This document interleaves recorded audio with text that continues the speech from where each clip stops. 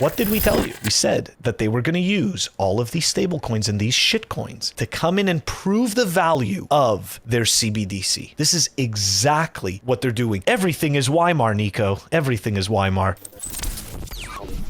So let's take a look at this tweet here from @Schuldensooner. Is this writing on the wall for consumer prices in Germany? German producer price inflation rose by 33.6% in May. That's bad. Look at this. This is insane. So obviously our takeaway from this is humans, don't trust them with the money. Well, okay? dude, look at Biden. Remember the Biden video? Remember the Biden? He's like, we need more money. And then his press secretary was being asked about inflation. We're gonna print what inflation, Nico? What inflation? And also, for that matter, what Bitcoin? There's no Bitcoin. Okay, so we're setting the stage, right? Incompetence. We know it's there. We know it's rampant. We know that the bankers are incompetent. We know we've all been lied to. We know that the money theories that we've all been fed are complete nonsense. So let's move on to this wonderful tweet from the Bank of International Settlements. Coming soon, the BIS Annual Economic Report 2022 will outline a future monetary system which serves the public interest.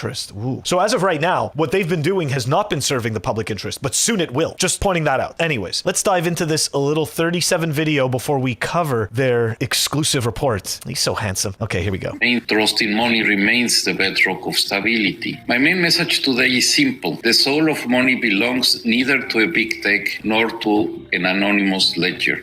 The soul of money is trust, and central banks have been and continue to be the institution's best place to provide trust in the digital age. That does sound interesting, right? So the bedrock of money, remember, it's not about technology, okay? It's not about the ledger. It's about trust, but more specifically, it's about trust in a very specific group of people that get to have all of the power behind your time and the value of your time. Very important. Anyways, so we got a little glimpse of this annual report, okay? It's 41 pages. The link is in the show notes. Obviously, I'm not going to read through this whole thing with everyone. We're going to take a look at the key takeaways, and we're going to pay attention to specific messaging, because this is one of those situations where Simply Bitcoin told you so. But we actually, I don't usually cite that we told you so because I don't usually remember that we've told you so, but I actually do remember that we've said this, okay? And what I'm talking about is, make no mistake, all of these shit coins that blow up, they become the reason for these institutions to step in and be the arbiters, step in and be the police officers. Remember, they're looking out for our best interests. Just think about that. Let's dive into the key takeaways. I couldn't highlight anything. This is one of those documents that doesn't let me do anything, Nico, so I apologize. It kind of sucks, but here we go. Let's dive in. Let's take a look. These are the key takeaways from the report. A burst of creative innovation is underway in money and payments, opening up vistas of a future digital monetary system that adapts continuously to serve the public interest. Oh, you mean Bitcoin? They're talking about Bitcoin, but they're not talking about Bitcoin. They're talking about their own shitcoin that they control. Anyways, structural flaws make the crypto universe unsuitable as the basis for a monetary system. It lacks a stable nominal anchor. You mean like the fiat currency has? Stable nominal anchor? I'm pretty sure they removed gold as the peg in 71. Anyways, while limits to its scalability result in fragmentation, contrary to the decentralization narrative, crypto often relies on unregulated intermediaries that pose financial risks. Indeed, when they're talking about shitcoins, they're not wrong about these things, but Bitcoin actually is decentralized. It's not just a narrative. Bitcoin is doing what it is supposed to do, and that's why they're ignoring it. A system grounded in central bank money offers a sounder basis for innovation. You could probably smell this shit through the screen, and I apologize. Ensuring that services are stable and interoperable domestically and across borders. Such a system can sustain a virtuous cycle of trust and adaptability through network effects. That's right. Trust us and we will make this network grow. You can trust us. It's not like we've screwed up yet. New capabilities such as programmability, composability, and tokenization are not the preserve of crypto, but can instead be built on top of central bank digital currencies, CBDC, fast payment systems, and associated data structures. So you will notice that they've completely ignored Bitcoin. Now, this whole report is wonderful, but we're just going to fast forward right over here to page 11, because this is the part where we really did tell everybody so, okay? Take a look at this. Bridges across blockchains are rising and have been at the center center of many hacks. What did we say was going to happen with the fallout from Luna and from Terra and all these things? We said that they were going to come in and that this was going to be the reason, one of the reasons, that they say, hey, you need us. You need us to regulate. So here we go. The DeFi decentralization illusion and the role of exchanges. Despite its name, the DeFi ecosystem shows a tendency towards centralization. Many key decisions are taken by vote among the holders of governance tokens, which are often used to developer teams and early investors and are thus heavily concentrated. Smart contracts tied to real-world events involve oracles that operate outside the blockchain. Algorithm incompleteness, the impossibility of writing contracts to spell out what actions to take in all contingencies, requires some central entities to resolve disputes. Okay, so what did we tell you? We said that they were going to use all of these stablecoins and these shitcoins to come in and prove the value of their CBDC. This is exactly what they're doing. And you will notice, like I said, the link is in the show notes so people can read through the paper. They completely ignore Bitcoin, okay? They do mention Bitcoin in the paper, but they never mention it as a problem that they're trying to solve. They're trying to solve the problem of DeFi. That's what they're trying to solve. So it's very funny because, again, this goes to the other narrative that we've seen from the IMF. This goes to the other narrative that we saw from Consensus when they wrote their paper presenting a CBDC. They all ignore Bitcoin. They all ignore the elephant in the room. They all ignore the one thing that makes all of this and all of them completely irrelevant. And they are going to try and trick everyone into staying into this golden corralled whatever freaking prison that they have us living in. Anyways, Miko.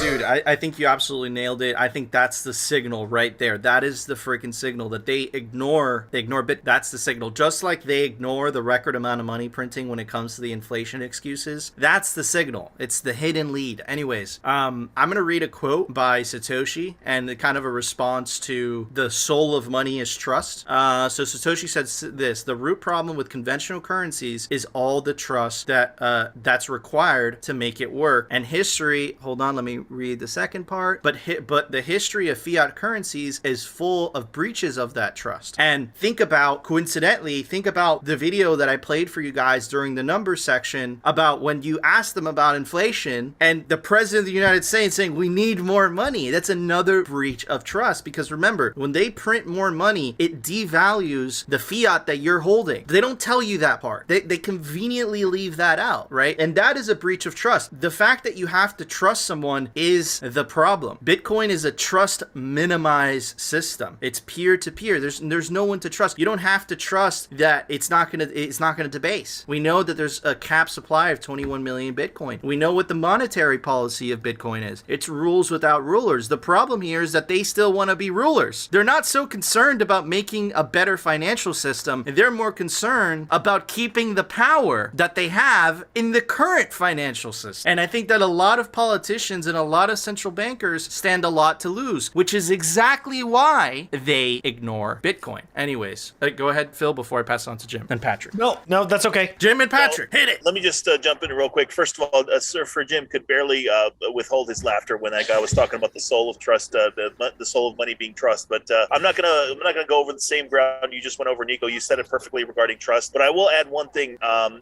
One thing that Phil was reading that I thought was very interesting was that he was talking about the paper was talking about the interoperability is important, and and I'm like, what are you talking about interoperability? Are you talking about like cross-border payments? Because that is very, very bad under the current system. It doesn't really work well. In fact, they don't want that interoperability. They want to have the ability to sanction certain people if they don't like what a certain country is doing. They want to be able to sanction them, just like they did Russia. So it has nothing to do with interoperability. If you want interoperability, you're talking about Bitcoin. So Jim, what did you have to add about that? Yeah, so it is laughable when Augustus Carson tries to talk about trust in money, and that we should trust him and all his buddies. Yeah, I was laughing pretty hard the first time I saw it, and then again now. But what's interesting is they want to point out, say, like the failure of Solana or Luna or any of these things as to why you can't trust the crypto industry. And we all know that crypto is not Bitcoin. Bitcoin's in a league of its own, and that's why they don't talk about it. Yet they cite all of Bitcoin's really good characteristics as being the thing they're going to provide. The reason they get away with this is because the average person has no idea really what Bitcoin is or how it works. and they also don't know how money works. And so they hear about crashes in crypto, and they think, yeah, it's risky, it's dangerous, you're going to lose your shirt. And they equate Bitcoin to that. And then they hear the narrative that this brand new stuff is going to be good, and so many people trust authority already. What they don't see, and what the narrative that they don't pick up on, is these shitcoins that fail are governed. They want to say how they're not governed, right? It's the Wild West. They make up their own rules. But ultimately, what central banks do is they make up their own rules, just like a crypto scam does, only under the guise of authority. And so the thing they say they're going to protect you against, like the rug pull, they could do. As a matter of fact, they do it when they print new money all the time. So the biggest joke is that he is literally saying, let us do what they're doing. And the only difference is they don't have legal permission, like the authority of some government, magic words on paper that says they're allowed to. But we are. So we can rug pull you, but they can't because they didn't get permission. It's just such a fucking joke. Sorry. No, totally. It is. I'm going to say it too, Jim. It's a total fucking joke. Bitcoin really does fix this. It just breeds corruption. Like that's the system. Anyways, Phil, go They're ahead. protecting us. Protecting us. Look, I showed you the chart. The little chart. They're protecting us. There were hacks in crypto, and there's theft and crime, and they're protecting us. Right? Yeah, I mean, it's true. I feel protected by Augustine. He definitely ate my fries, though.